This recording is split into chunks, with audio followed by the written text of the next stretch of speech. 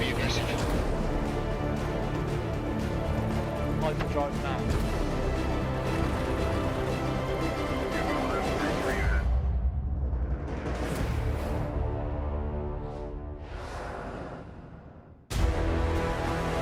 Ellos han hecho un largo viaje. Desde las dunas de neón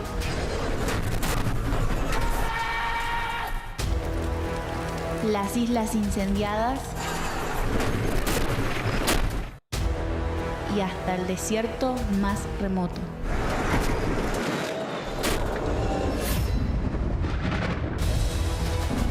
Ahora esperan. La tormenta se va creando.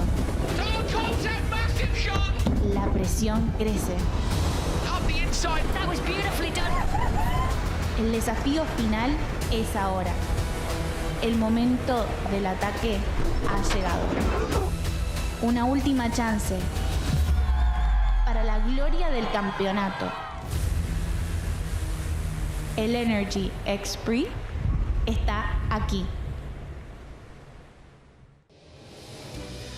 Hello and welcome to Uruguay for the Natural Energy X Prix and the season finale, as we see if Rosberg X Racing can make it 2 championships in a row, or if one of the 3 other teams still in contention can steal the crown from them. I'm Andrew Coley. In the commentary box with me is Jenny Gao.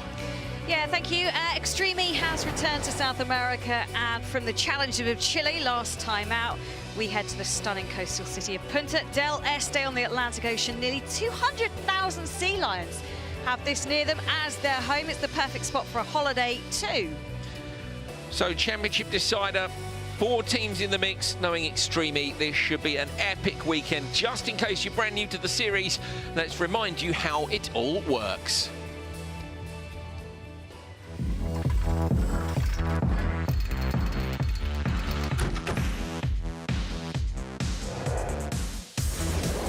Extreme E is a fully electric off-road championship racing on the most challenging terrains across the globe. 10 world-class teams, each fielding 1 male and 1 female driver in gender-equal lineups. In each session, both drivers will compete behind the wheel of the Odyssey 21 electric SUV, with a driver changeover, the switch, halfway through. Each driver gets an Innoa hyperdrive boost in every session, giving them an increase in power to provide thrilling overtakes. There are also bonus points available for the fastest team through the Continental Traction Challenge section of the course over the weekend. Day 1 is qualifying, with a round of time trials followed by a round of head-to-head races. This decides how teams line up for Day 2's racing. Day 2 sees high-speed knockout racing with the goal of reaching the final. First up are the 2 semi-finals, where the top 2 teams progress from each. Then it's the last chance to progress in the winner-takes-all crazy race.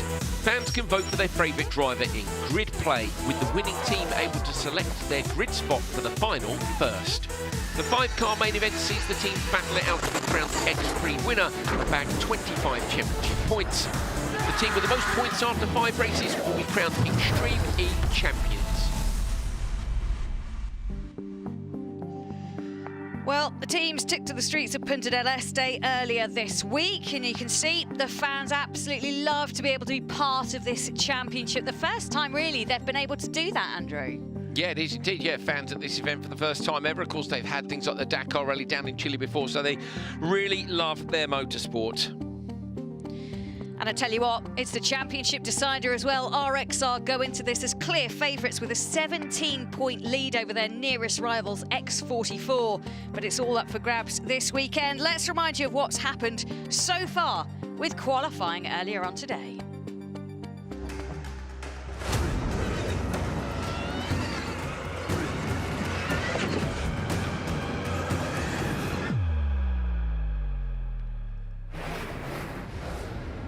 Q1 grass for the first time ever as a surface. Some of the drivers had said yesterday that it was pretty slippery, but as the grass was cutting up, the grip levels were coming up, and the first people to go and experience that were the number 99 Chip Ganassi Racing Hummer EV of Sarah Price and RJ Anderson, who steps in this weekend to cover for Kyle LeDuc. To be fair, it was a great run by Price. Anderson taking over. All the female drivers nominated to run first in Q1. And first time seeing RJ was impressive. Yeah, it's really nice to see him out there. He's from California, 29-year-old. He's got lots of experience with the Baja 1-2, Baja 1000s. So using those skills to transfer over, as you say, just sitting in for Kyle LeDuc this weekend. But he showed a real pedigree out there and really enjoyable and a decent time set of a 10:15.242, an opening gambit. Now another Anderson up next. But this, of course, is Clara Anderson, who is a World Rallycross Championship driver who stepped in as championship driver at the last round when Jutta Kleinsmith hurt herself in one of the free practice sessions. This time nominated by the team to start the weekend. So all the practice sessions meant that she was a little bit more into the car, and you can see that their times were really competitive. They did have a little issue, though, Jenny, in the switch zone. Yeah, it was unfortunate, really. You can just see here they've parked a little bit outside of the marked bay area, which meant they got an extra 5 seconds added on to their time. So frustration for them, but they were going really well. And if it hadn't have been for that parking infringement, they may well have been topping the timesheet. I like that, parking infringement. It's always, you imagine some sort of a warden down there. Well, basically, that's what the stewards were, yeah, and they gave them this penalty. Without it, as you can see, they were 5 seconds up as they crossed the line, but then given the penalty, and that dropped them to 0.21 behind. So super close at the top, but the drama was only just beginning. Oh, yes, we like to do things big here. This is Hedda Hossas in JBXC alongside Fraser McConnell for the first time this weekend. She was out there, and you can see she was going great guns in that Jensen Button team. However, it starts to go wrong here, takes to the side, over the top she goes, little barrel roll, and unfortunately that was game over for Hedda Hossas. We spoke to her afterwards, she was all right, but unfortunately for them it means that Fraser McConnell didn't get a chance to go out and they couldn't set a time. Yeah, here it was that she just ran up the left-hand side of that bank, and if you watch some of the other drivers closely later, you have to just miss the slight rise that's on the inside, up on 2 wheels, bicycling, and over it goes. Now, she wasn't the only one. This is Michaela Arlen-Kotlinski. Crucially, championship leader. Saved this, and that is an incredible save, let me tell you. Put the lock in the right direction, gunned the throttle, got the car back. Unfortunately, later on in the run, the car gets a little bit too sideways on the exit of the corner. Here it is. Rear kicks up, she stays in the throttle, boom. Championship leader rolled on its side, retired. No run for Johan Kristoffersen. Yeah, that could be really costly for them. They do have this 7-point lead. You can just see the car getting out of shape. Flips over, nasty landing. Doesn't look like it's significant damage to the chassis or anything like that, so they should be able to get out again for the second part of qualifying.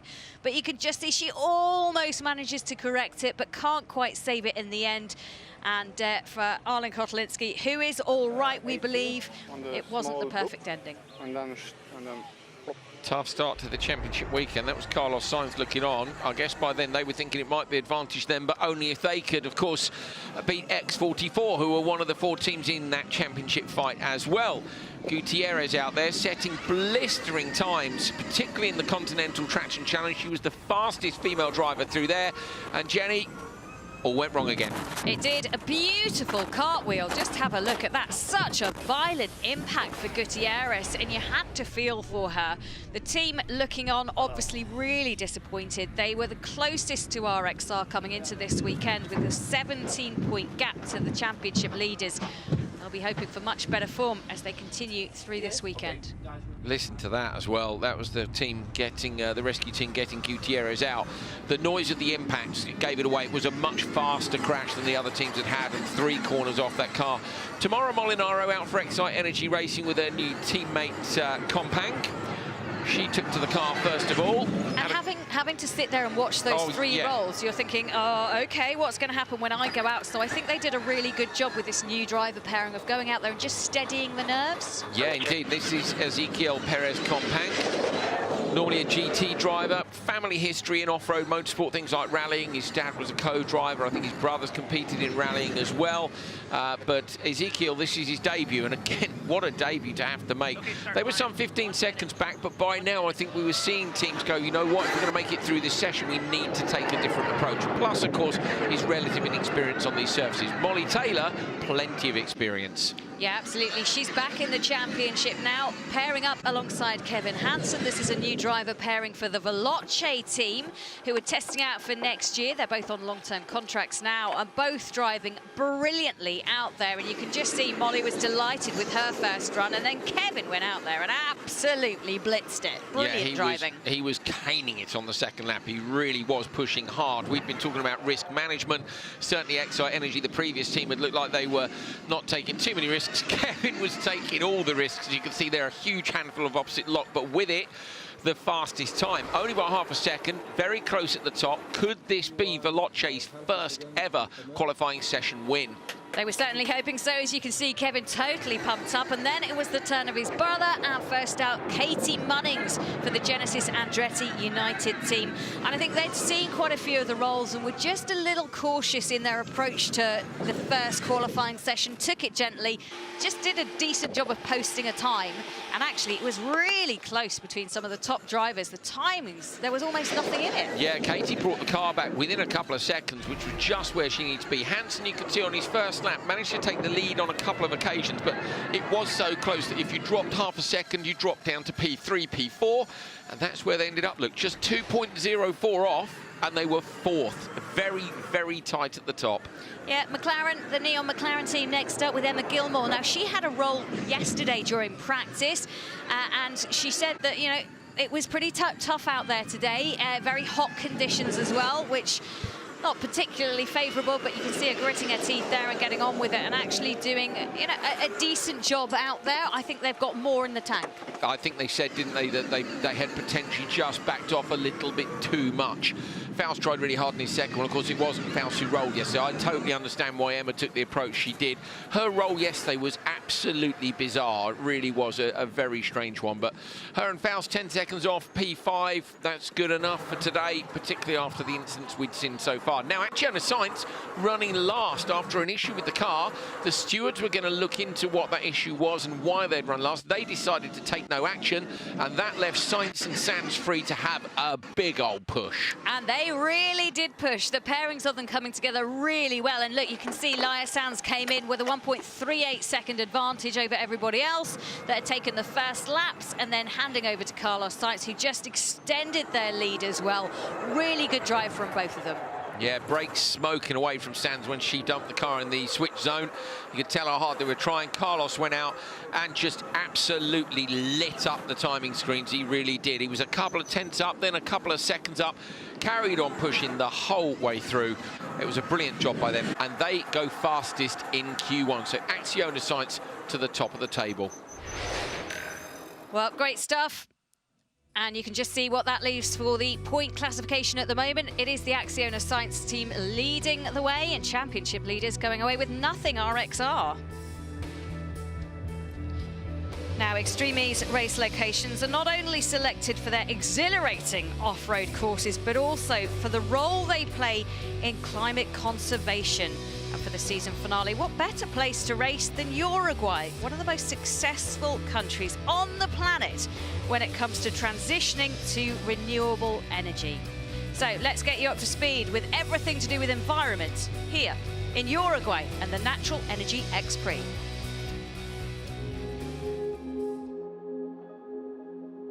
Renewable energies are the energy that you can replenish. It's something that you can use and you can keep using as long as you need. It's different from something that is linear, like let's say fossil fuels that you extract, you use, and then at some point it's going to end. The winds, the solar, also hydropower.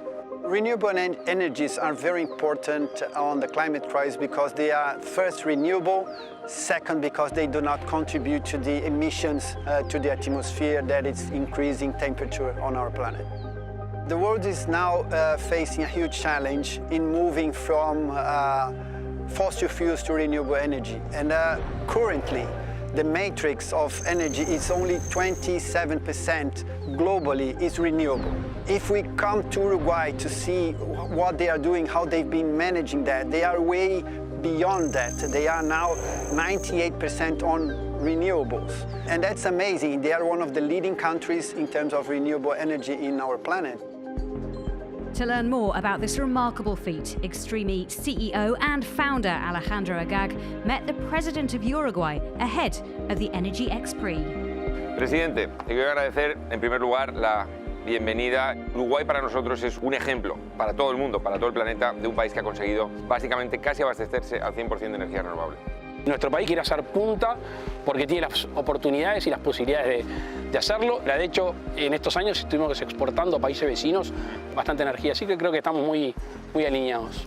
Sí, nosotros lo vemos una coincidencia perfecta en la dirección en la que va Uruguay, en la dirección que va Extreme, y el desarrollo de la tecnología de los autos eléctricos, porque Uruguay genera ya esta energía limpia, ahora hay que utilizarla en los medios de transporte y así se cierra el círculo.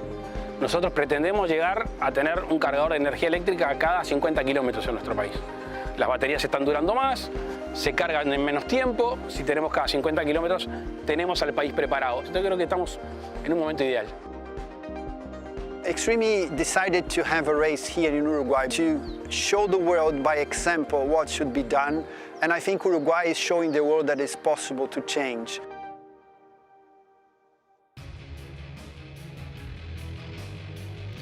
Well, let's take a look at the championship standings. Your leaders at the moment on 83 points. Rosberg, X Racing, closely followed by X44 Vida Carbon Racing on 66 points. Both of who rolled in Q1. Of course, the winners of Q1, Acciona Sainz, and right up there on the timesheets as well, GMC Hummer EV Chip Ganassi Racing P3. At the moment, they hold the fastest time for the Continental Traction Challenge as well, which could give them extra 5 points, putting them level on points with Acciona Sainz. There's so much at stake this weekend. It's set up really, really well for this championship decider. Yeah, can hardly wait to do live maths tomorrow as we try and figure out just how close this is. It's our favourite thing. Oh, brilliant stuff so far. Now, with us, as always, is Laura Winter, and she is down in the paddock. Well, I've wormed my way into another garage and I'm in the Genesis Andretti United 10. I'm joined by Timmy Hansen. And I said to you, well, it's a quiet morning for you guys comparatively, obviously, to some of the drama that we saw for other teams. But you're saying a bit too quiet, perhaps a bit too conservative? Yeah, we ran really late and we saw that carnage going on with so many crashes. So our common decision here before was to take it really easy. And then, yeah, both me and Katie came in and kind of said, like, yeah, okay, we drove through, but there was nothing special. And then seeing the timing that we were only 2.5 seconds off to be P1 and we were actually P5, then that's kind of frustrating. It felt like, could have just, gone a little bit faster. But anyway, I think we have great pace. The car is really good. So it will be nice to get into racing now. They've probably watered the track. So my prediction is we see maybe less of those rolls. But yeah, it will be a full send now and trying to make back some ground that we lost in Q1. And side-by-side racing as well, you've got Acciona Sainz in there, you've got Chip Ganassi in there. It's going to be quite the battle off the start line for you and all the other men as well. Yeah, but that's what I like the most, so I'm excited about that. Oh, good stuff. You may like it. I'll sit there nervously watching, hoping for no drama. Thank you, Timmy. Best of luck to you, Katie, as well. Good luck, guys. Enjoy. Right, let's head down then. As I just mentioned, number 99, Hummer EV Chip Ganassi Racing are also lining up in that first race. So we're going to head down now, and as if by magic, one of their drivers is just here waiting for me, and it is RJ, new kid on the block. Side-by-side racing coming up. You guys had a good morning. You got out there early doors, set some good pace. How are you feeling in this car on firstly single run, but now with the prospect of 5-car racing to come? Yeah, everything's new for me, right? So going into Q2, head-to-head racing. It's the first time I'm going to be on track with a bunch of different cars. We drew the first position here in Q1 this morning, and I wasn't sure how that was going to affect us with the track. We don't know. We didn't get to watch anyone go in front of us. So it worked out. Sarah ran some great laps as well. So I'm really looking forward to getting to Q2 going and racing against some of these competitors. Grid slot 4 as well. It's going to be full send off the start line, isn't it? Yeah, I've definitely kept my eye on these stars here in Extreme, and I expect nothing less than pure entertainment. So we shall see how we fare into turn 1. There you go. I've delivered you home. Thank you very much. Good luck.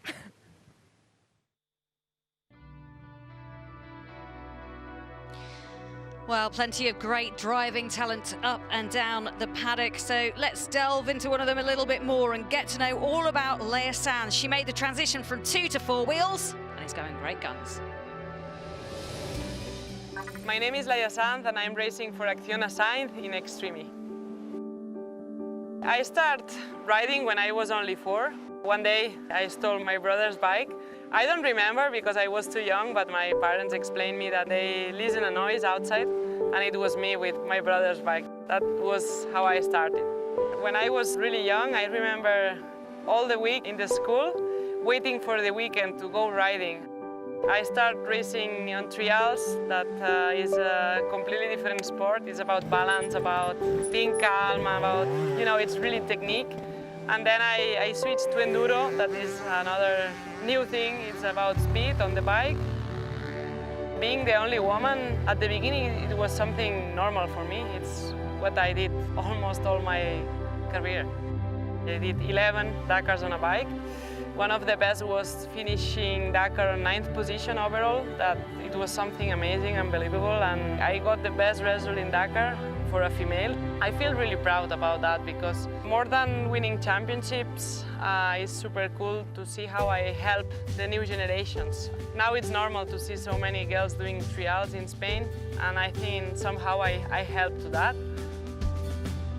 My start in Extreme was thanks to Carlos Sainz. One day, you know, I received his call and I was so surprised because Carlos in Spain and in all the world is a legend, and you can imagine how excited I was receiving his call, asking me if I would be interested in racing with him. When I started on trials, I would never imagine being racing cars with Carlos Sainz, you know, that I went to see him in the rallies. So you can imagine my answer was yes. I was, I think, the only driver here in Extreme that I had no experience on 4 wheels, so he believed that I could be better. Jumping from 2 wheels to 4 wheels is not easy. The kind of racing is not what I'm used to. Here you need to adapt so quick. Fighting with other cars is something that I never did before. Sometimes it's a bit scary, you know. We have in one side Loeb, in the other side Hansen. But now I'm feeling competitive. I'm helping the team and I feel really proud with it. I always like to be out of my comfort zone. I feel really blessed because my hobby and my passion is also my job. But of course, on cars, I'm just starting. I feel that I've been always a warrior and I'm proud of that. And I think if you really fight for something, you can achieve big things.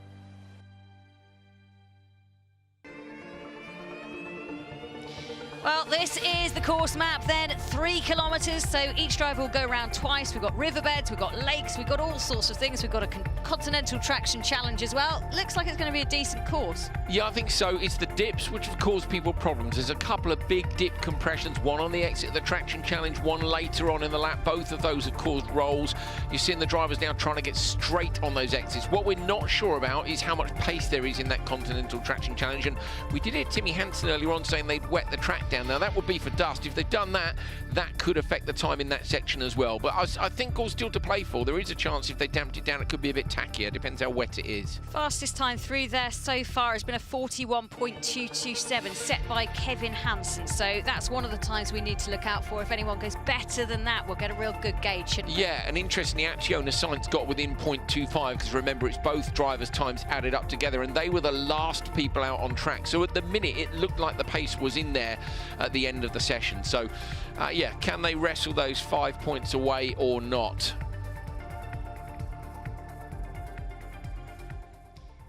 Those 5 points may well be crucial when it comes to the championship.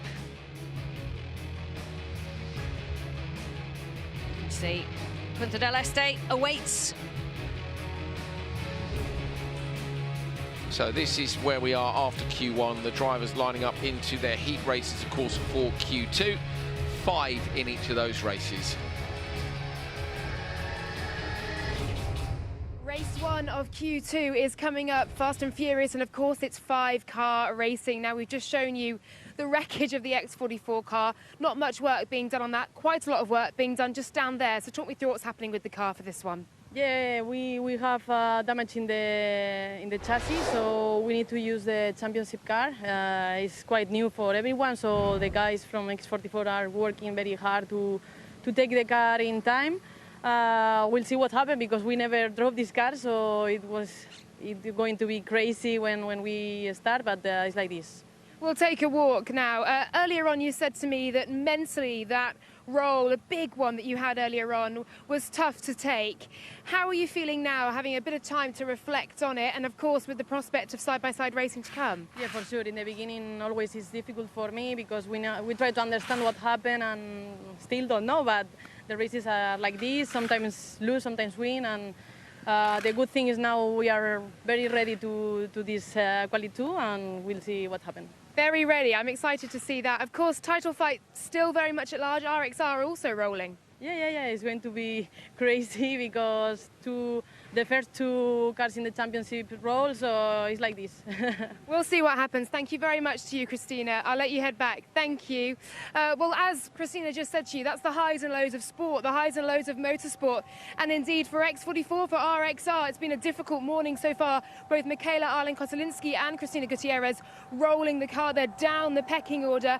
But it's been a good morning indeed for Acciona Sainz, who stormed to the top of the qualifying run this morning. A brilliant time set by them. And I can now join Laia Sanz, who's waiting for me here.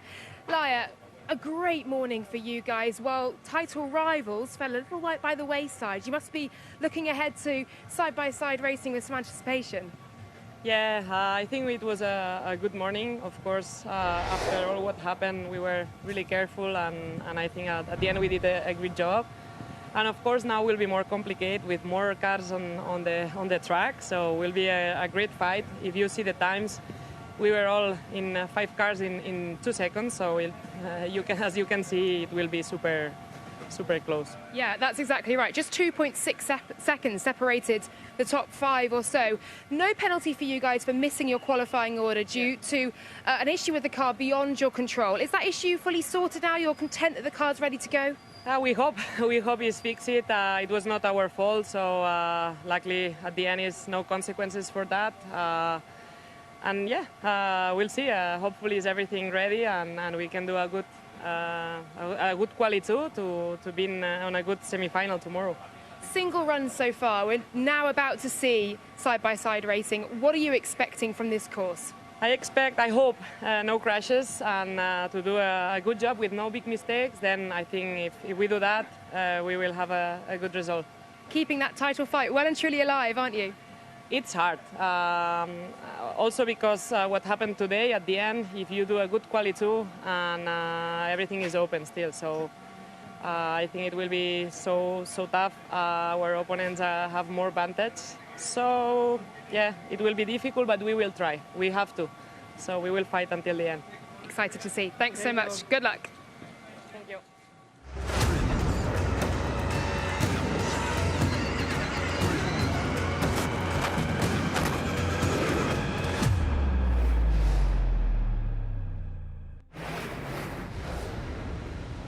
So you've heard from the drivers and you know what to expect. Let's go down to the Vodafone Business Command Centre and we can speak to Sarah Price, who's down there for the GMC Chip Ganassi racing team. Sarah, how are you doing? You good? Good. How are you guys? Yeah, we're very well, thank you. Excited, though, to see what's going to happen. How are you getting on with your partner in crime this weekend? Because you've got RJ in with you, deputising for Carl Leduc. You two getting on well? Oh yeah, we've been friends for a long time, and so it's been pretty easy, you know, teaming up and kind of just showing him the ropes of all this works, because it's a whole different form of racing, as you guys know. It gets crazy really fast, so he's been learning as fast as he possibly can. Well, you showed him the ropes pretty well this morning. You guys were P3 in Q1, and you're actually currently fastest in the Continental Traction Challenge, which would close that gap down in the championship. You must be pretty happy with your morning. Yeah, definitely. You know, we just wanted to go out there, be smart, and try to just keep building on a good foundation. And yeah, every person that went out, we were like, did they get the Continental Challenge? We hope not. And then we're just praying that no one did. And so, you know, it worked out in our favor, and hopefully we stay there. Good job. Well done. Good luck this weekend, Sarah. Nice to speak to you. You can feel the nerves and the tension already. It's great. Yeah, have a good run in Q2. Thank you, guys. Oh, I found out earlier, by the way, it's turkey buzzard. Was There we the go. yeah, same lady who told us about the other bird. The We've been cardinal. bird spotting. Yeah. If you haven't joined us for Q1, you missed out. That's all I'm saying. Let's go down to the command center. Attention all teams, this is race control. Stand by for the start of the Energy X Prix. Qualifying round 2, heat 1, is about to commence. Energize your systems and prepare to race. Are you feeling energized? Yes. Are you prepared to race? I would be, yes. Very much. Give me the call up and I'll be there. He'll be doing all the hand actions from here anyway while he's talking about the race. This is going to be good stuff. 5 cars taking the start for the first time this weekend in Uruguay. You can see the breeze has just picked up a little bit. It has indeed. Let's run through who's out there for you. Timmy Hansen chilling in the car. All the guys starting this one. There is RJ Anderson. Eyes shut. Carlos Sainz. 30 seconds. Okay, 30 seconds to go then on this one. Here's your grid for Q2 race 1. Carlos Sainz and Laia Sanz for Acciona Sainz, RJ Anderson and Sarah Price for Chip Ganassi Racing.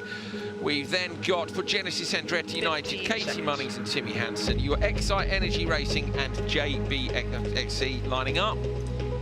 Yeah, this is good stuff. X44 there. X44, my bad. It's okay, we're getting ready to race. Let's see what happens off the start. So 5 cars taking the start. They're all pretty level at the moment. X44 just heading aside. It looks like Chip Ganassi have just held back. Lots of hyperdrive being used. The Anoa hyperdrive giving extra power boost. Look at them go up here. Acciona Sainz hustling down Andretti United. Are the two going to make contact? There's contact behind. Let's keep an eye on the front lot though. They're going through almost side by side. I think they're just coming round. This is going to be close, but it looks like Acciona Sainz have managed to just get in front of the Genesis Andretti United team. Then it's X44 in that spare chassis that they've managed to use. Then it's the GMC Hummer EV Chip Ganassi team, and Excite having a little bit of contact, managed to drop down to 5th. Looked like it was very slippery on the brakes into turn 2. You could see at the back of the pack it was a spin for Excite Energy. I'm not sure that there was any contact involved. It was just after that big jump compression. I think as the car came down, it was Ezekiel Perez-Compang, who of course isn't used to so much of the off-road driving, and ended up spinning round. Hansen leading from sight, so close between them. They came ultra sideways into turn 2, which was fantastic to see. There is still a bit of dust, so it's not that wet out there, Jenny. Maybe they've just wet the start down. Yeah, you can see that the Hummer EV vehicle is trying to just move a little bit out of that line to try and get some clear space, so they're not getting covered in it, but there is a lot of dirt and dust out there. This is a very different surface to what we've had before in the past. X44 just trying to close down our leaders, but there is the leader. It's Timmy Hansen for Genesis Andretti United, just managing to get a little bit of a stretch on the Acciona Sainz team, but Carlos Sainz trying to close back. Interesting to see them use their hyperdrives off the start. I think that goes to show you how much they wanted to lead, and that is all about this visibility situation. If you're out front, you can kick the dirt up in the face of the cars behind, and the screens of the cars behind. Makes their life a little bit more difficult. So we thought we'd maybe see people save it for later in the run, and that's not necessarily a bad idea, but I think you can see how much you want to be out in front. Yeah, and I think the fact that Anderson didn't use it off the start line just really cost him. You could tell when everybody else used their Anoa hyperdrive, and they just got so much more push. So that's round lap 1. Remember, 2 laps of this 3-kilometre course, and Acciona Sainz are closing. There's a problem for X44, Jenny. They're 18.5 seconds back. X44 Vida Carbon, a long way off the pace. That seems to have levelled itself out. So I don't know if it was a mistake and then carried on or not. Must admit, I didn't see what happened. 19.3 now, so they're not hemorrhaging time. But of course, having to swap cars in between sessions, that's a lot of work for the team, and that's going to hurt them championship-wise. Carlos Sainz still up there for Acciona Sainz. He'll be hoping for a good result in this one, and of course we're going to see other championship contenders in the second race. Just getting a little bit out of shape. I thought he'd lost it there, but he managed to get it back, losing a little bit of time there to Timmy Hansen. Remember, they're going to come in and do a switch to the other driver, and Timmy Hansen will try and get as much space as he can between him and the Acciona Sainz team, and GMC Chip Ganassi using their hyperdrive. I wonder if they've saved that, Jen, in an attempt to try and get the Continental Traction Challenge again. They're trying to maybe hold on to it. He certainly saved it for the portion of the lap that he would need it in. He's deep in sector 2. Now Loeb and Gutierrez as well. So they're trying, aren't they, for that? But they've already lost 25 seconds. There's a problem for them. Surely, if they've lost 7 seconds, they're not expecting to get it there. But I reckon they're trying to steal those points, and that's why they didn't use it off the start.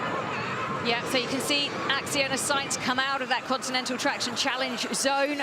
There's some fast times. They're not really rivaling the one set this morning at the moment, though, when racing conditions much harder. But look at Timmy Hansen. He's really ragging this, trying to find a way to extend that lead. It's almost out to 5 seconds now between him and the Acciona Sainz team. You can see it visibly growing. Yeah, 4.7 now. Trying to see how far. I'd love to know where X44 are. We haven't seen anything of them to see if there's an obvious problem with the car. I mean, you can see them on the map, bottom right of your screen. They are a long, long way back. This is going to stick them firmly in the crazy race. That is a good point. So X44 are going to be in the crazy race tomorrow. 4 cars and only 1 goes through. If they don't go through from that crazy race, they will be out of the championship fight. So Loeb and Gutierrez have it all to do tomorrow already. I cannot, if they come back from here, it will be an absolute miracle. Genesis Andretti United, our first team into the switch zone. Then wipers on for the Acciona Sainz team. Just using their smarts, and Carlos Sainz trying to set the car up as well as he can for Leia. Now, you've got to nail this switch. In a racing situation, this is a little bit harder. Get in. Has he gone in far enough? That's the question. We've seen a penalty for that already this weekend from one of the teams.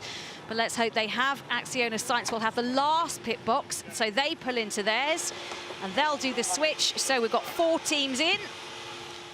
Let's see how they shuffle out as X44 finally make it through. I wonder what happened to Sebastian Loeb out there. I'm sure we'll find out. RJ just flicking one of the seat belts up. His first switch when it comes to a racing environment. So this is going to be Katie Munnings versus Laia Sanz for the win. Sarah Price is only going to be a further 5 seconds back. There's no reason she can't close that gap up a little bit. You can see the Genesis Andretti United switch has gone beautifully, which that's a regular occurrence for that team. Quite see if so they get away now. Watch for Laia Sanz in the Acciona Sainz machine. Should leave pretty soon afterwards. She's in the car and good to go, so they've got their switch sorted as well. Look at that, gritted teeth already, and she's at 30 kilometers now, leaving the switch zone. Let's see, what does Katie do? Does she hold? 23 is under investigation for switch zone infringement. I don't think they were in far enough. And now, if that's the case, we had a team that had that yesterday. Earlier on today, it was a 5-second penalty. So I think Laia Sanz is going to know what she's got to do. Yeah, they've got to hold on to that 5-second lead then, haven't they? OK, Laura Winter is down there in the switch zone. Well, a brilliant run for Timmy Hansen, but I have just told you are under an investigation for a switch zone infringement.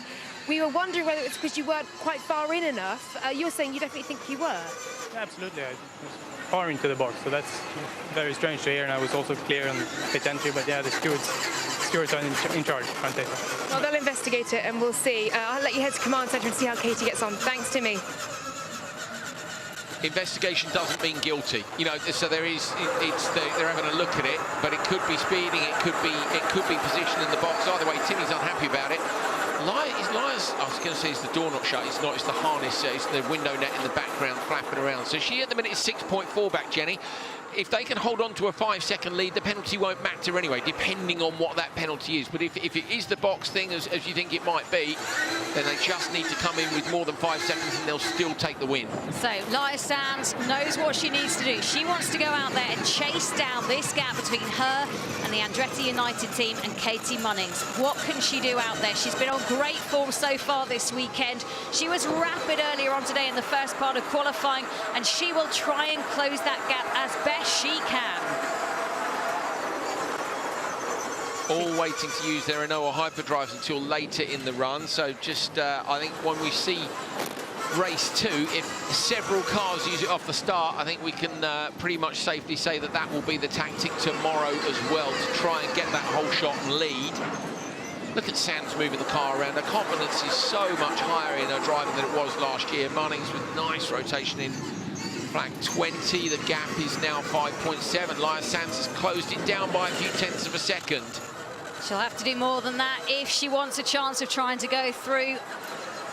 as the top qualifier this weekend. 5-second penalty confirmed for Genesis Andretti United, so the gap is 5.7.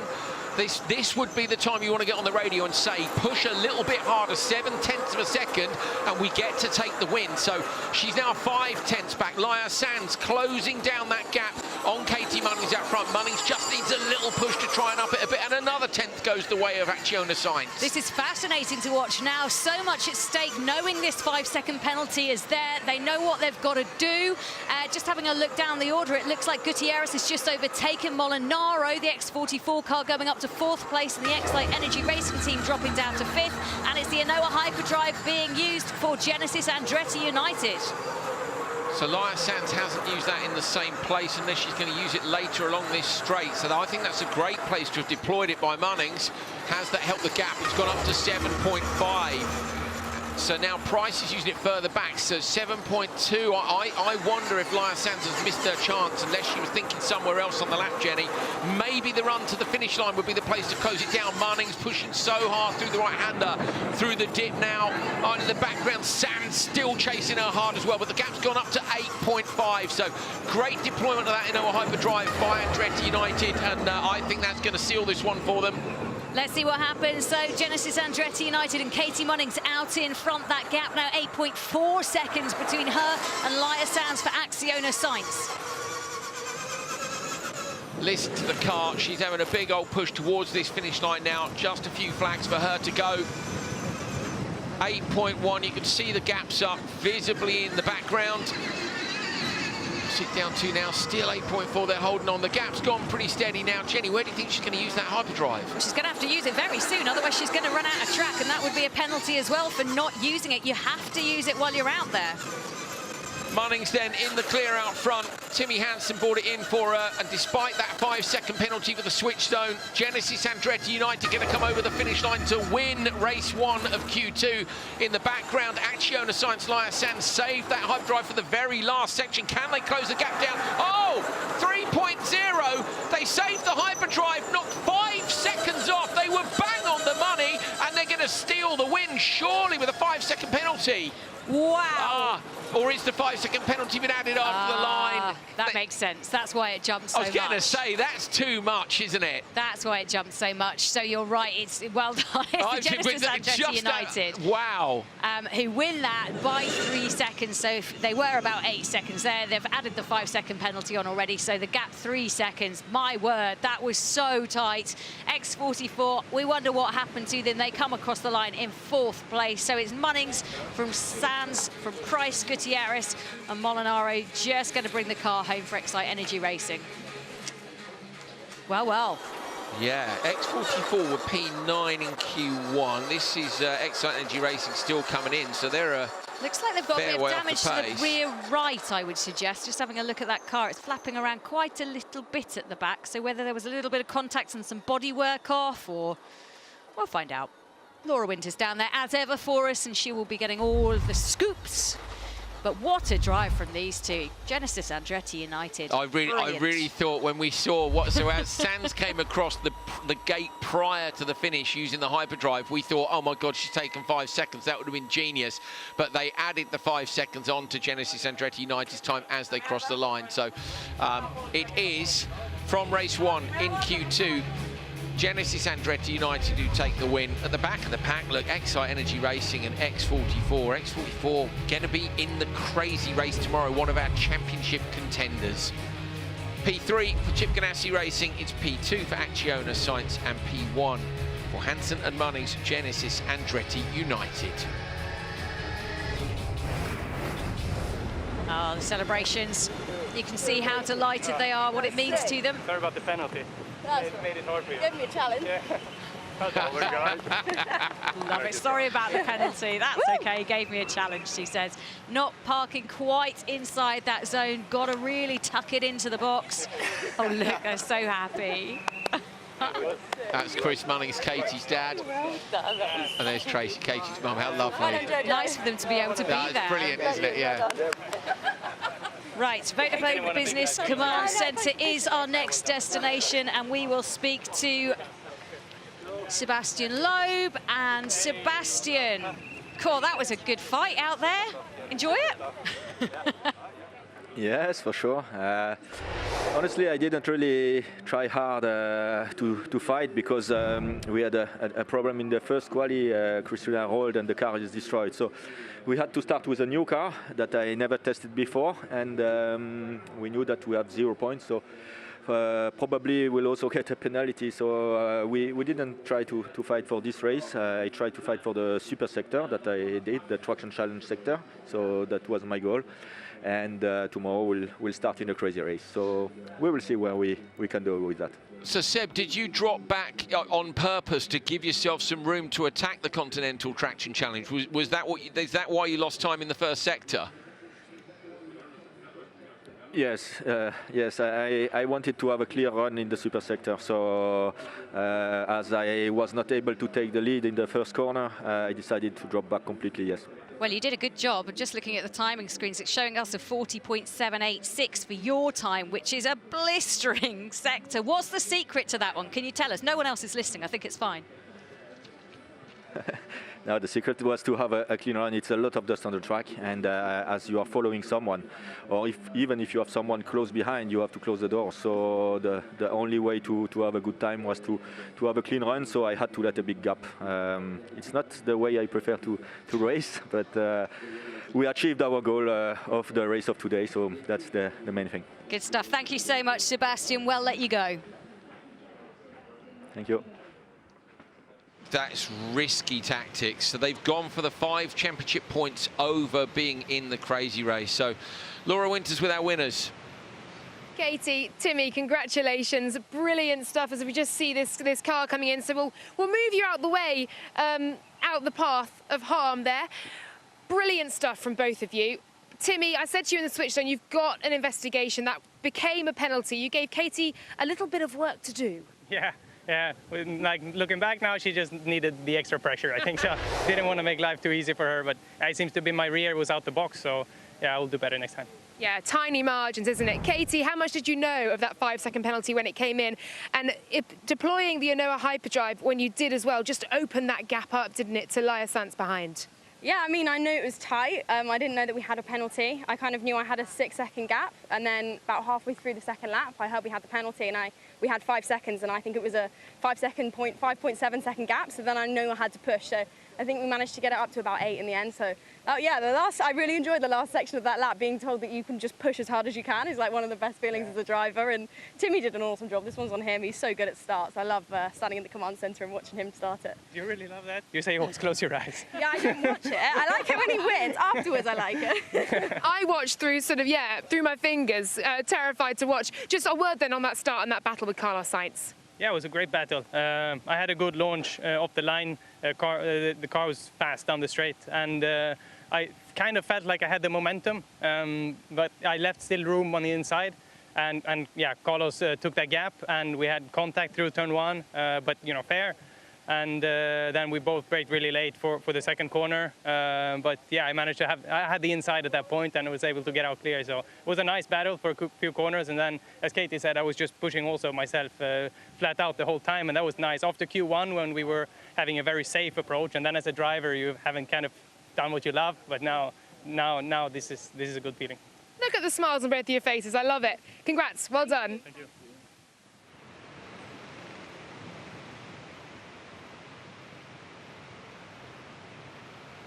Well, really interesting tactics from X44 in this first Q2 race. They drop back, so off the start line, look, they're in slot number 4 on the outside line here. At this point, I guess they may be thinking, let's see where we come out. I think watch Ezekiel look spins on his own. At this point, I think Lowe will be thinking, right, okay, have I got a clear track or not, Jenny? He dropped back, but he has destroyed that sector. He's absolutely nailed it on, in the knowledge that Gutierrez had already done that before she rolled the car in the previous session. What fascinates me is that they're willing to give up a position, potentially not be in the crazy race, to take those 5 points. They think that's more important, but they've gambled big time on getting that result tomorrow. Yeah, he was half a second quicker than anybody else had gone through that. It was an absolutely brilliant show, but a very brave one, as you can see there. X44 dropping back. We thought it was a problem. No, it was a strategy. On the other side of things, out in front, it was Andretti United. Out in front, Timmy Hansen setting things up. Katie Munnings would take over, and right behind him, it was Carlos Sainz, who just got a little bit out of shape at that point, but he did a stellar drive out there, and it was almost enough for him. Just pulling back on that. You can see the mud and the Anoa hyperdrive being deployed, and that set them up really nicely. It was a good battle, actually, between these two. Really fun to watch. Interesting to hear, wasn't it? We said, didn't we, you'd get on the radio and you'd say, this was where you spotted straight away, didn't you, that it wasn't far enough in. So they are being really strict on that now, certainly more strict than they've been before. Just the rear end of the car poking out. And Katie had that lead at about 5.5, 4.5. It was tight. And then she got the radio call and she stuck another 3 seconds on it straight away. So I think they're driving with a little bit held back, and great performance from them. That would mean they've been very strong in pretty much every session. They said themselves they backed off too much in Q1. Yeah, it's interesting, isn't it, that they had so much in reserve that they were able to do that and really pressurise and put something extra on the table when needed to. And I think Katie did a brilliant job of withstanding that pressure, knowing she was going up against the timing screen as well as going up against Laia behind her. And she kept her composure up brilliantly. Very, very impressive indeed. It really was. This was towards the end of the lap. We knew, as we say, that the hyperdrive had remained for Acciona Sainz for the finish line. This was the point at which we thought, goodness me. So as Laia crossed that next gate, looked like they'd gone 5 seconds up. They hadn't. That was the 5 seconds being added. So we thought they'd done enough to take the win, but they hadn't. Great stuff from Hansen and Munnings for Genesis Andretti United, taking the win in Q2 race 1.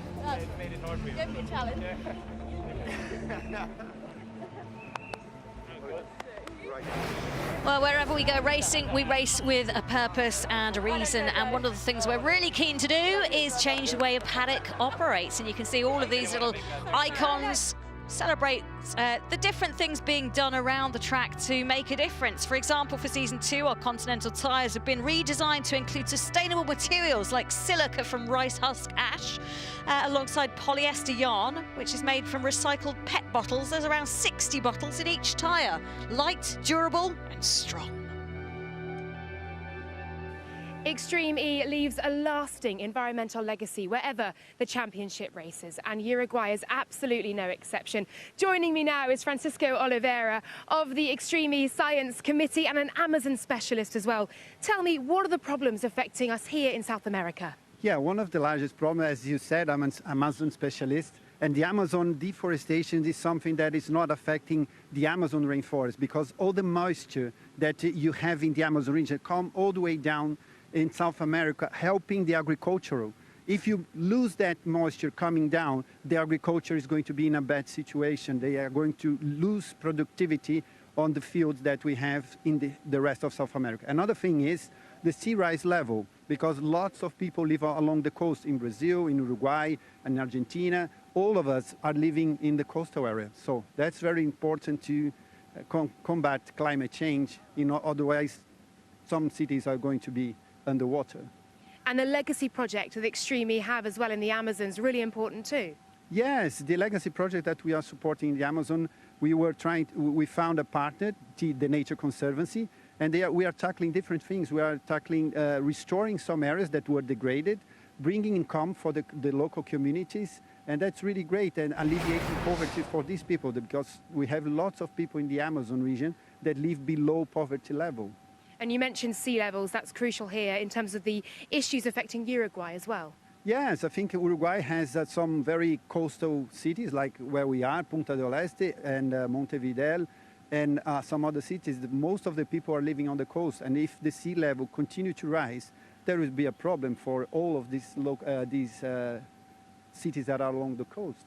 But Uruguay are doing something about it. They are global leaders in terms of renewable sources of electricity, an average daily of 98%. Transport is their next big challenge. And you can see here the fossil fuels. Just talk us through what we're looking at here. Yeah, we have 70% of carbon emissions that Uruguay has now come from the transportation. So that's the big challenge, the second big challenge, because they done really well with the first one, which is to bring 98% of electricity coming from renewables. The next challenge is the transportation, and that's where the electrification of cars and what Extreme E does in terms of pushing the boundaries on how we can electrify the fleet that they have here in transportation in a way that they can start removing carbon emissions from the transportation going down here. So at some point their emissions is going to be really low.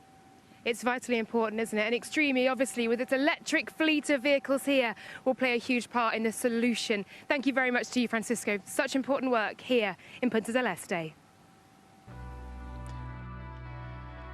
Well, more important work to do now in race 2 of Q2. Are we going to see similar fortunes for RXR as we saw for X44? Let's take a look at the runners and riders. We have Veloce going up against RXR, Apt Cupra, Neon McLaren and JBXE. Those are the 5 teams taking part in Heat 2 qualifying 2. Race 2 is fast approaching in qualifying 2, and I'm going to take a walk with Kevin Hansen. Now, talk me through grid slot 5. Of course, a brilliant qualifying session from you guys this morning. Sees you P2 heading into this one, and both you and Axiona Science in your respective races have chosen that grid slot. Why that one? Well, if you look at the rallycross race, we have 5 cars abreast, and we need to have a really, clever way to get into turn 1 first. So I think on the right side we have a good chance of having the inside for waypoint 3. I was actually speaking to Carlos down there, and we both agreed, let's go for this one. So it was quite funny. That's the only time you can share a bit between, the teams. So no, that was fun, and I think that's the best spot. So hopefully we get a good launch and a good start. Obviously, we've seen single car runs so far, but side-by-side racing on a course that we know has already bitten a few teams. You're smiling. We're all nervous, though. How are you feeling about this one? I feel great. This is the best part of the weekend, the racing, and the car is just feeling fantastic, and I have so great support in the team. Molly and I are working great together.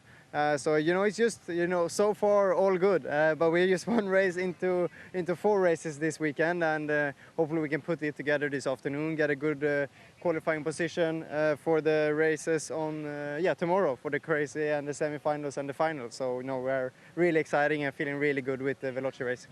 Quite the baptism of fire for Molly to come back in and see 3 cars before her roll. Is she feeling good? She's feeling really good, and she has not driven for many months. So, I mean, she was a bit rusty in the beginning, but I think we can see the true Molly Taylor. She's the champion of year 1, so she will get there, and I'm really happy to have her alongside me. Oh, and there's so much energy coming from you guys together. You were so pumped after that quali and so close to getting your first win there. So close. We'll see what happens in this race. Thank you very much, Kevin. Thank you. Best of luck. Thanks so much. As I say, very, very close to getting their first qualifying win, but not quite. I'm now going to head into the RXR garage, and I'm going to join, if I can, somewhere around here. I'll find him. Johan Christofferson, who is in the depths of the garage. Johan, unable to get out this morning. Of course, Michaela rolling the car. She's good, though. How's the car looking? Car is good. Car is good as well. Okay, Fighting Talk. Talk me through your grid slot. We've just spoken there to Veloce's Kevin Hansen saying grid slot 5 is the best one. Obviously, what are your thoughts on the pick of the grid slots? So we got to choose second last, so there was only 2 options left. I think I had 4 and 1 to choose off, and I choose 4. But first start is always difficult to anticipate which one is the best, because you can visually look, but it's always difficult. And also, I have to say that, like in Extreme E, I had my thoughts sometimes that this one would definitely be prioritized to choose if I could, but I've been wrong many times, and this time I didn't have the opportunity to choose so many, so let's see. We shall see. 28 points separating you guys, RXR and Chip Ganassi. 4 teams in this title mix, just 2.6 seconds, as I said earlier, separating the top 5 cars. It's going to be tight out there, isn't it? And this title fight is alive still for you guys, with X44 also coming a cropper.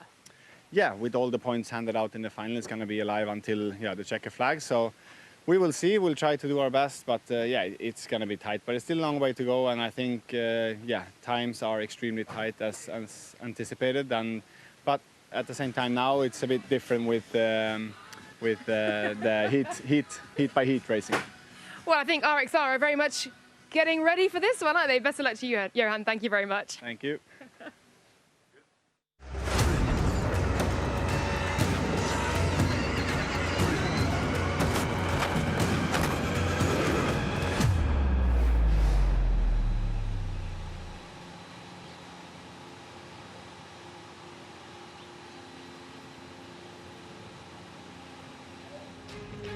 Attention all teams, this is race control.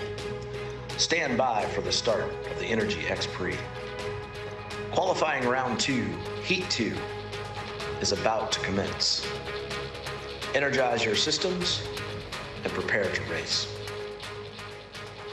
Well, they are preparing to race. 5 teams here, and they all have a lot to prove. RXR are championship leaders, looking to gain a little momentum from this weekend so far. They had that big roll, as did JBXC earlier on today. So they'll be looking just to settle the nerves and get into things. And it's all the male drivers who will be going first. They could choose, but they've all gone for the same choice. So just taking a look at this grid then. Kevin Hansen, Molly Taylor choosing to go into slot number 5. They got the first pick. Next to them, RXR. Then it's the App Cupra team in the middle. Tanner Faust and Emma Gilmore for the Neon McLaren team. And then to the far right, Fraser McConnell, getting his first real shot in the car this weekend properly, alongside Hedo Hossas, and we'll see how our newbie will do. Exciting times out there. And I think Fraser McConnell will perform pretty well. 24-year-old from Jamaica. Exciting to see what he can do.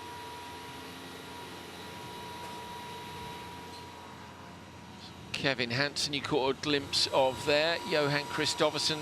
Kristoffersen, of course, the pressure on here. He can take the pressure massively. But if they end up in the crazy race with X44, that race could, in theory, decide the championship, because only one of the teams will go through, and they will be desperate, I think, not to end up in there. They will be aware of the 5 championship points, but I think now you gamble the other way. You know X44 have got those. You're both going to have to nail it on without traffic to steal it from them. I think you've got to guarantee your place in the semi-final, not in the crazy race. I think it's such a bold tactic, really fascinating. We've got some real clever thinkers within this paddock, and they're able to look at the bigger picture. And you've got Loeb and the team down at X44 who go, okay, our priority right now is getting those extra 5 points. We'll worry about getting through to the finals after that. And it's how everybody else now reacts to that and makes their decisions based on it. A reminder, Inoa Hyperdrive, once a session, each driver will activate it. It'll give them a 4-second boost, and we've seen how important it is when it comes to deployment. Get it in the right place, maybe off the start, and you could be leading into the all-important turn 1. Could indeed. We saw several teams use that Inoa Hyperdrive off the start line. Who's going to do it this time? Championship leaders RXR, Johan Kristoffersen, 2 slots out from this side of the grid. Absolutely critical for him to try and get into the lead immediately. There he is. Cold, hard stare at the green light, waiting for the chance to launch, and then to race down to turn 1, away from the line. Looks like he's got a great start. Kevin Hansen inside him has as well. Alitair outside him. Alitair looks like he's nudging into the lead with Tanner Faust alongside. Kristoffersen keeps it lit on the inside though, goes deep into turn 1, allows the car to run wide. Great decision. He'll now hold that inside line. Faust dropped back all the way down. He's going to surely hold the inside line into turn 2 as well. Alitair tries to go all the way around the outside. Contact. Fraser McConnell into the back of RXR. It's Alitair who leads you right on board now with Johan Kristoffersen in P2. Not too bad a place to be, but not where he planned from the start. Well, I wonder if there's any damage to that car. You can just see Alitair out in front. Then it's RXR making the dash down. They're going to go on the outside. They're going to try and get the gather here. They can't quite get enough pace to get round it, but it means he'll have the inside going into the right-hand line. Who's going to come out of this, Alitair or Kristoffersen? It's Kristoffersen that leads the way, but the switchback is on, and Alitair wants to go for the inside. Fraser McConnell all over this in his first race out there. There's a little bodywork damage, but my word, 3 into 1 here going left. McConnell's maybe going to get past Alitair as well. Here the Jamaican lining up alongside. Can't quite get there. Launches it hard out of there though into the right-hander. Note as well that JBXC, the only team to still have their Inoa Hyperdrive left, blasting through the dirt. Absolutely zero visibility. Kevin Hansen up the inside of Fraser McConnell. Absolutely tons of passing. We were asking if you could pass on this course, and the answer is an emphatic yes. And now McConnell uses his Inoa Hyperdrive, trying to close down the lead. Straight into the back. What is going on? That is Alitair pushing Kristoffersen around. That's a ludicrous move. Carnage. Kevin Hansen moves up into the lead. Absolute carnage. Oh, could he not see? The only thing I can think of is he was blindsided and couldn't see where he was driving. Otherwise, you don't go straight at the back of someone. We'll have to wait for the onboards, but it's given Veloce the place. It looks like JBXE's all over the back, and what can RXR do? They've just overtaken the McLaren team, who have also had contact. They've got damage to their car as well, but Kristoffersson is holding it together. He must be furious in that car.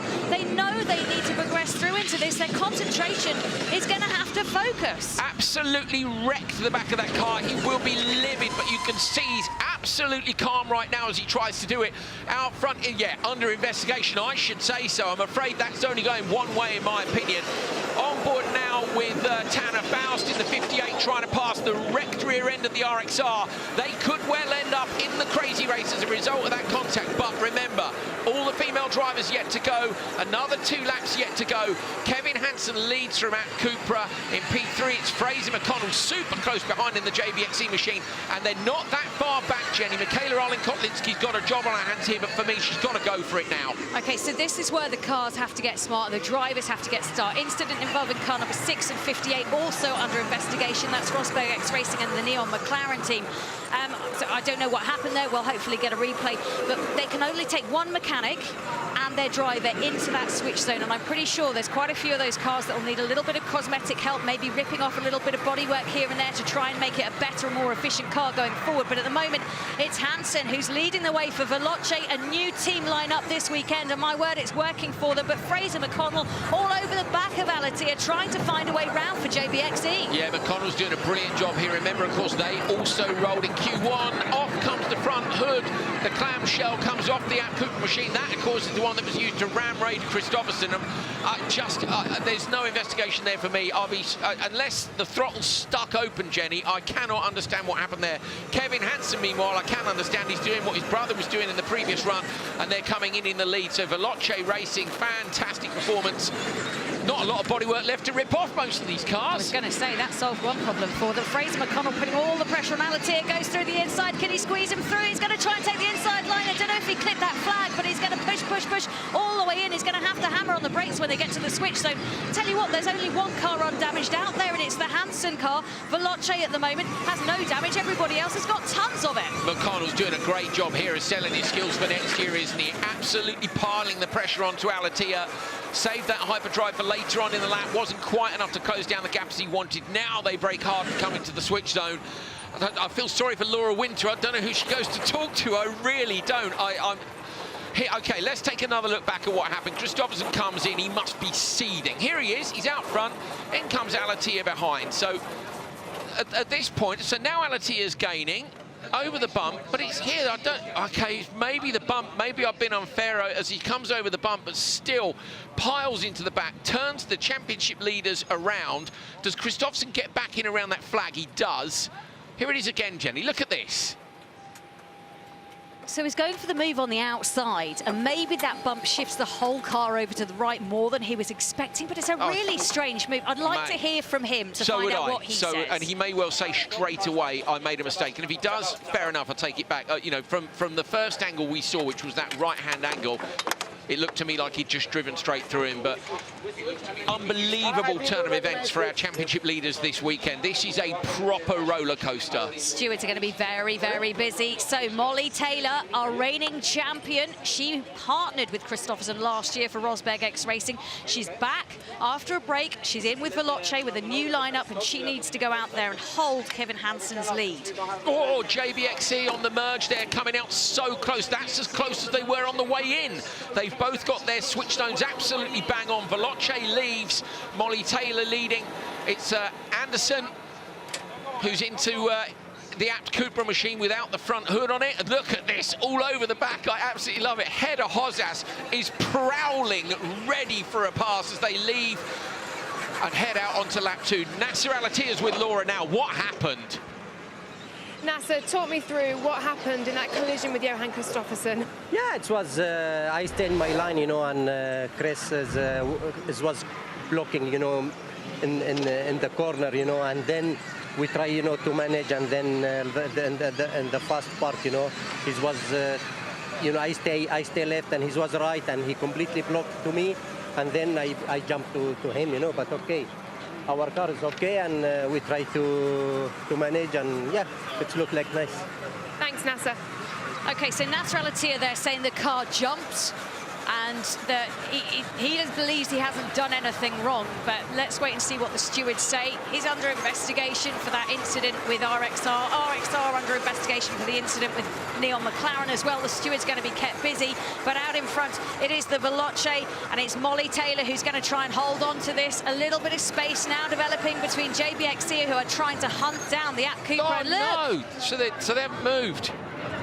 They're out. They're in the crazy race. They're in the crazy race with X44. The championship is going to be decided in that crazy race tomorrow. Maybe. Bearing in mind, in fact, I mean, Sainz and the Chip Ganassi racing team might have already gone through.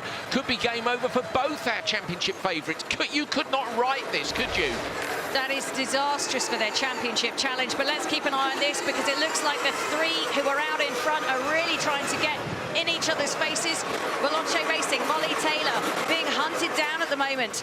This is going to be close. Clara Anderson in that kind of slightly dishevelled car is closing that space down now, and she is pushing all the way.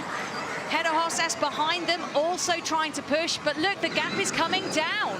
Clara Anderson has closed it down to within a second. The front end of the car is completely missing, but her maximum attack mode is not. She's absolutely on it. Remember, she's a rally crosser and she'll try to find a way through. Molly Taylor with more of a rally driving background. She'll be waiting for it. This is a good performance by Molly Taylor as well, selling herself well for next year. They come on now to the final lap, into that left-hander, through the dip bump here, all over the back. Clara Anderson desperately trying to find this way through. Just look at the visibility, though, for Anderson. She's got that big mud splodge just on the car to the right-hand side. That's not going to help her. She's going to go for the inside line. Can she get through when she comes up to the Veloce car? No, she can't. Molly Taylor's just got enough pace, but Veloce still have their Inoa hyperdrive to use as well. Inside, she's having another look this time. She's going to go in deep, surely trying. She does get through, goes in deep, passes Taylor on the inside. That's the second event in a row that Anderson has made an absolutely fantastic pass. She did it in the previous one. I think it was on Sarah Price on the exit. Brilliant driving. She will be high on the list for next year. If App Cooper don't scoop her up, they're mad. Clara Anderson doing a brilliant job out there. Will the car get a penalty? It's kind of irrelevant right now because Anderson is doing so well. It's beautiful to watch as Taylor now tries to get back. Remember, Inoa hyperdrive still there for her. She's not used it yet. Neil McLaren are using it at the moment to try and catch back some of the distance between them and JBXC. But this is going to go down to the wire, and I can tell you what, JBXC are closing that gap in as well. They're trying to catch Veloce. Super tight between them, up onto one of the flat-out grass sections now. You ride on board with Clara Anderson, mouth open, she's fully concentrating. And just look, the Inoa hyperdrive being used right now by Taylor. She's trying to claw back some of that distance between her and Anderson. Has she picked a good space to be able to do that? As you can see, the gap between them about 2 seconds now, just stretching a little bit. It might be ugly, but she is driving beautifully as she brings it around this turn 19. What can Taylor do? Has she got an answer to this? What can Hossas do? Can she close the gap towards Taylor? Anderson in for her first full-time drive with the App Cooper team, just stretching out the lead as she wiggles round the S's, heading towards the finishing line. She looks like she's done enough. She's been brilliant out there. The gap now extending to 3 seconds. JBXC using their Inoa hyperdrive back there to try and claw some space back. But it's the finishing line for the App Cooper team. Anderson's done a brilliant job. She's followed home by Molly Taylor. And then it's Hedda Hossas. That's your top three. Anderson doing brilliantly, but will there be a penalty? Wow. Just take a breath, because that was a pretty wild ride. Al-Attiyah saying, there's damage on the McLaren. We haven't really seen the incident, of course, between the McLaren and Rosberg X Racing, but it's irrelevant now because RXR never made it out of the switch zone. They will be in that crazy race tomorrow with X44. That's Clara Anderson looking absolutely calm as you like after another brilliant pass. 2 events in a row and 2 great passes. I do think there will be a penalty. I have to say, I know there was a bump, but with the closing speed, I don't know. I just feel like maybe should have thought about it a bit more, but we'll see. So the results, a DNF, a costly DNF for RXR. 4th place for the Neon McLaren. They're under investigation. JBXE doing a great job in 3rd. 2nd for Hansen and Taylor, 2.8 seconds behind our 1st place finishers. Alatia and Anderson, that is under investigation. We shall see what the stewards say and how they're going to try and disprove or prove what happened out there. Here's Clara, very smiley. Let's go down Johan Kristoffersen. I'm expecting he's not going to be the happiest of men, but he is talking to Laura Winter. Johan, I'd imagine you're incredibly frustrated right now. Talk me through that collision with Nasser Al-Attiyah firstly. No, yeah, I was in the lead, and then I heard that Fraser still had his hyperdrive. And then I saw Nasser was just behind me going out of waypoint 13. So I positioned myself to get him on the outside. And yeah, then I was braking going into 15. And then I just got spun round, so I don't know really what happened. It's under investigation. We'll see what happens. Obviously, they took the win in that race, but we'll see what the stewards have to say. A costly DNF for you guys in this final deciding weekend. Obviously, the car not able to get back out for Michaela's run. No, yeah, so it was some damage on the right rear already from the impact, but then it was driving, you know, more or less fine, limping around for the second lap, and then yeah, as I just pulled into the switch bay, the car just shut down, so it just turned off itself. So yeah, and then we couldn't restart. All right, thank you, Johan. We're going to walk in and then we're going to just see if we can grab a quick chat with Michaela, if we can. Understandably for RXR, the championship title 17 points ahead. It's on the rocks right now. We'll see if we can find Michaela. I'm going to sneak through here and see if I can grab Michaela, if I may, if she's around. Michaela, just try and sum up your emotions for me right now. Johan's talked us through it, but you must be so frustrated you weren't even able to get out there. No, I mean, I just think, I mean, we will have to, or they will have to investigate the race directors, but for me it's pretty clear it's unfair driving. I think it's a shame. I mean, it could have been great racing, but yeah, we'll have to look into it and see everything. Yeah, it's been a tough day, that's for sure. Not where we wanted, but situation is what it is, and we'll just have to fight for a crazy race tomorrow. The championship very much on the rocks. You came here with a 17-point lead, and now, I mean, it's looking like the crazy race for you guys tomorrow, potentially. Yeah, it's for sure going to be a crazy race for us. And yeah, I mean, we had a bit of a margin, but we also knew that anything can happen in Extreme E, and yeah, it's been a tough day for us. But I mean, just working hard now, get the car together, and do everything we can tomorrow. All right, thank you very much for your time, Michaela. Looking at that replay again from the side, Jenny, I understand why Nasser has hit the back. He's bounced at a funny angle. He's hit the back, yeah? But for me, it's the fact that after that, I think he stayed in the throttle. Because I don't see why Kristoffersen would be pushed all the way around if he'd lifted. And if he's shown on the data, which they'll be able to look at, to have stayed in the throttle after he's hit the back of him, then he's basically pushed a competitor around to pass. There you go, look. I might be wrong. I could be being horribly unfair. You know, as commentators, it's always hard. We're looking at some of the best drivers in the world. I'm sure sometimes you guys don't think, well, you can't talk. But we have to make a judgment based on what we can see, and I'm not... You see what I mean? Look at the impact speed, and then it just carries on and goes, listen in. Now we're not hearing the car video. Here it is. I don't know, he's upset. It's so hard to judge. I'd hate to be a steward, but if he's shown to have stayed in the throttle, I think that'll be the thing. Well, the thing with the stewards is they do have all of the information, all of the data there. Alatia there talking to the team. They're going through it as well, trying to work out what happened.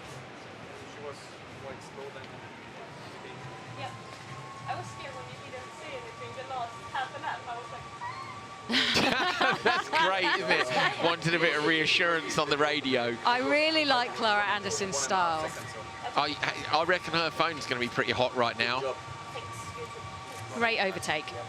Brilliant, but the second one, 2 passes in a row at 2 different events on 2 different surfaces.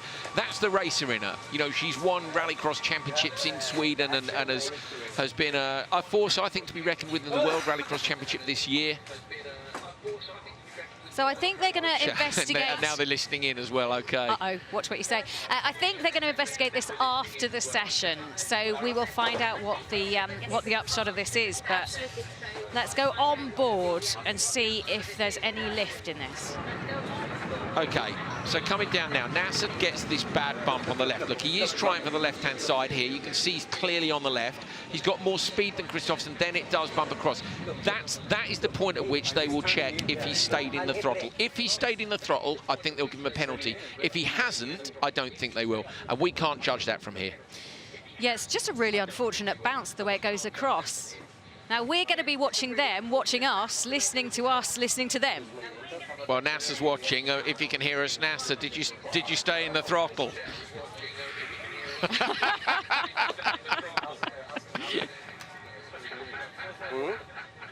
Second place for this new pairing here at Veloce. All smiles for Kevin Hansen and Molly Taylor.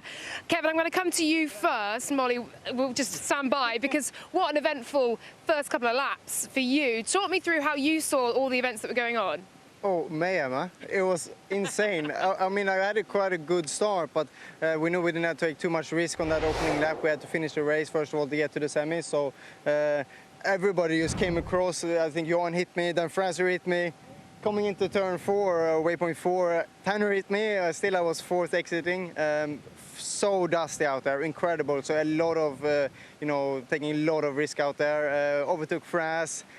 And then also, you know, Nasser completely ramming into the back of Johan, crashing out and giving me the lead. So that was pretty smooth. And then a lap, you know, pure pushing, really enjoying the car. It feels fantastic. So, yeah, pretty solid start to the race. That pretty much sums it up, thank you. We are waiting to hear about that steward's investigation into App Cooper, of course, as you said there, with the collision between Johan and Nasser. Molly, coming to you, a good battle between yourself and Clara Anderson. How are you feeling getting back in the car out there? Yeah, certainly, you know, it's been a while since I've, you know, best part of a year since I've been back. So, yeah, there's certainly that period to find your feet again. But, yeah, getting more and more back at home. And, yeah, Kevin handed me the car in a great position. As he said, we just needed to finish to get to the semis. So then it was just a case of, yeah, still trying to drive. But, you know, there's no point to have a battle for no reason. So, yeah, it was a lot of fun out there and, yeah, quite dusty. But, yeah, just trying to have a clean one and prepare for tomorrow. We'll see what happens tomorrow. Thanks both so much. Well done. Well, you heard her saying it, smart driving again. She didn't need to push too hard. They knew that they could be through already, and that is smart driving. These are the points as things stand at the moment. Qualifying 2, 10 points for Alatia and Anderson. Qualifying heat 1, it was 10 points to Hansen and Munnings. Yeah, I'm just looking at the points on the left and trying to figure out whether or not anything can change, and I don't think enough can. Yeah, tricky. Basically, if they give out Cooper a penalty, they would have to DQ them to drop them behind RXR, but I still think RXR and X44 will be in that crazy race together.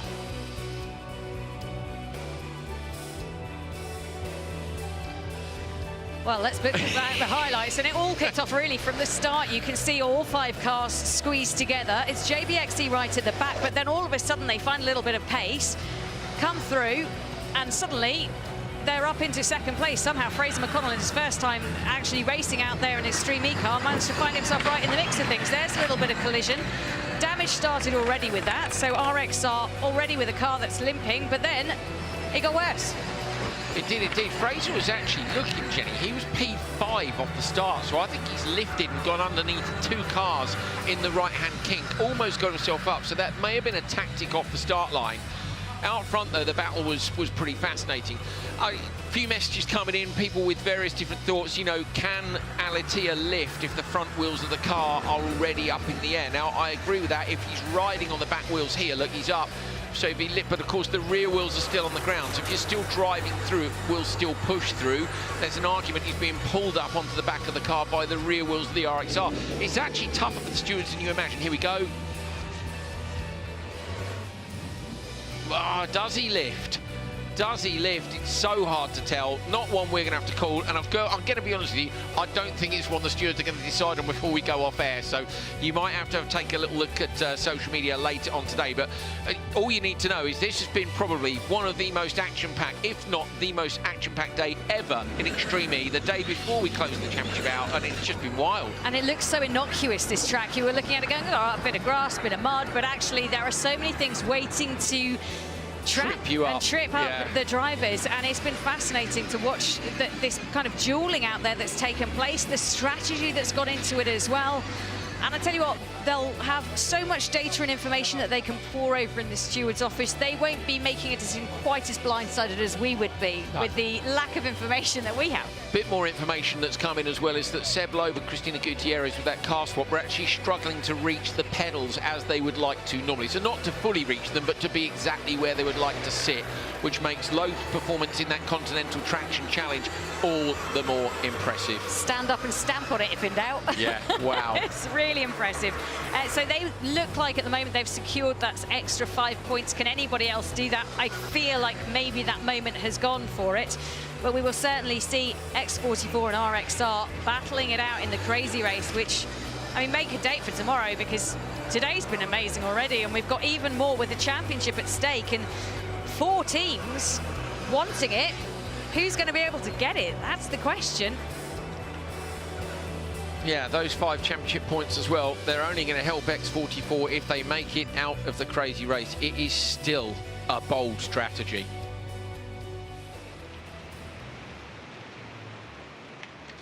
Well, what a day here. Fraser McConnell has just had an action-packed race. Everyone had an action-packed race, but it's Fraser who's with Laura Winter right now.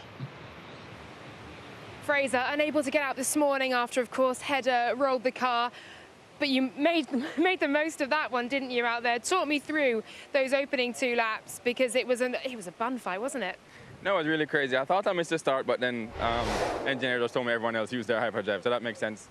Tucked in and used my rallycross knowledge to make up some positions right off the bat. And yeah, it was just kind of a dogfight for the rest of it, and trying to be as respectful to the other guys as I could, but you know, still a hard, clean racing. How much did you see of Nasser Al-Attiyah versus Johan Kristoffersen? Tanner Faust and Kevin Hansen were in the mix as well.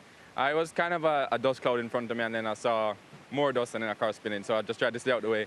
And yeah, no, me and Nasser's fight after that made Kevin make up some ground and get the pass on me. But you know, everyone is super fast and ready to race hard, so I'm having fun.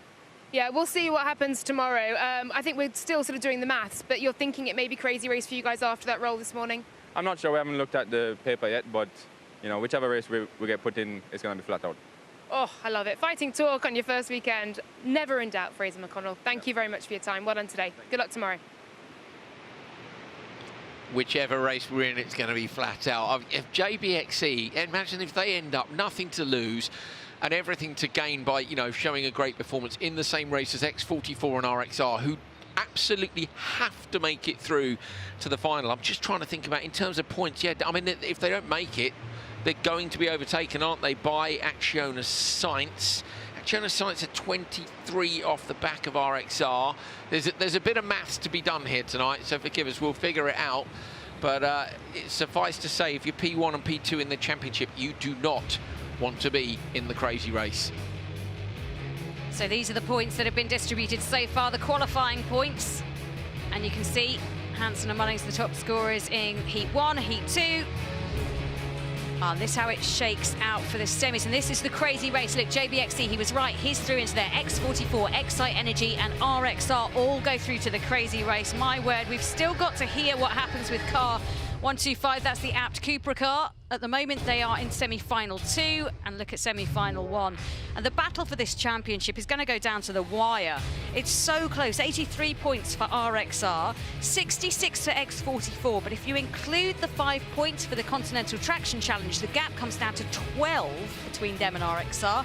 Behind them is Acciona Sainz on 60 points and Chip Ganassi Racing on 55. At the moment, I think they're all still in it. Am I right that Acciona Sainz and Chip Ganassi Racing were in the same semi-final? Were they both in semi-final 1? I didn't see it long enough. I think they were. Yes. Right, so our two championship contenders are in the crazy race. Only one will go through. The other two are in together in that first race. But crucially, we're just looking it up here frantically with photos that we've taken, and it is, yeah, but they're up against. Who's in there with them? So they've got Andretti United. And Munnings. It's Genesis Andretti United are so fast. They've qualified in that top position. They're so fast, but in with them are the other two championship contenders. I'd have to say that I think Hansen and Munnings look so strong that one of those championship contenders won't go through. Might we only see hard to tell. Exactly, but Too hard. it's That is going to be so hot. exciting. It is so exciting. Semi-final one, a lot of pressure going into that to try and get through. Crazy race, so much of that is going to be difficult, but all of this with an investigation into the Abt Cupra car, which could change things as well. You can see grid play at the moment, X44 leading the way with 25%, but Abt Cupra right behind them on 21%. We have had a smashing day, literally and metaphorically. I hope you've loved it as much as we have. Absolutely crazy. I mean, the crazy race is tomorrow, but really it was crazy enough today. Have a go on that QR code if you want to get involved in grid play for tomorrow. It's been an absolutely epic day of qualifying here at the final round of Extreme E 2022. We crown a champion tomorrow. Right now, it is absolutely wide open, so do not miss it.